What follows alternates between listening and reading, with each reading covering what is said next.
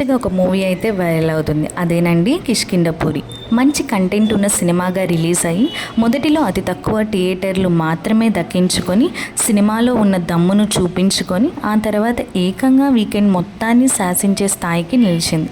ఈ వారం విడుదలైన ఫిలిమ్స్ని ఎదుర్కొని కేవలం 2 రోజుల్లో బ్రేక్ ఈవెన్ అయింది. కిష్కింధపురి మూవీలోని హైలైట్స్ ఏంటో చూద్దాం. బెల్లంకొండ శ్రీనివాస్ మరియు అనుపమ పరమేశ్వరన్ కాంబోలో వచ్చిన రెండో చిత్రం ఇది. 2 చిత్రాలు ప్రేక్షకులను ఎంతగానో ఆకట్టుకుంది. కిష్కింధపురి సినిమా టెక్నికల్లీ చాలా బ్రిలియంట్గా వర్కౌట్ చేశారని చెప్పచ్చు. ఫస్ట్ హాఫ్ మొత్తం హర్రర్ జోనర్ రన్ చేశారు.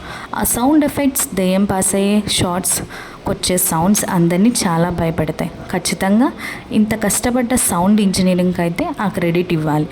ఇక సెకండ్ హాఫ్ మొత్తం ఇన్వెస్టిగేటివ్ జోనర్కి తీసుకెళ్ళిపోయారు. ఎక్కడా కానీ బోర్ కుట్టకుండా చాలా జాగ్రత్తగా చిత్రీకరించారు.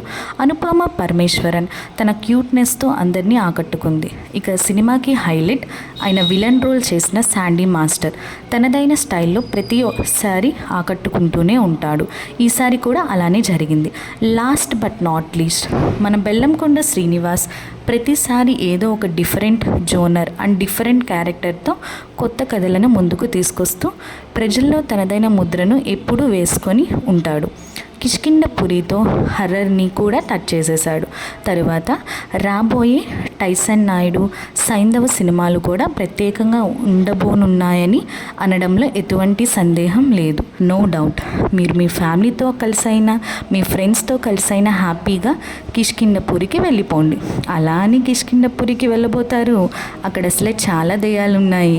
కిష్కింధపురి సినిమాకి వెళ్ళండి. ఈ సినిమాని ఎందుకు సజెస్ట్ చేస్తున్నానంటే కంటెంట్తో వచ్చే సినిమాలు చాలా అరుదుగా వస్తాయి. అందులో ఇది ఒకటి. So don't miss in theatres.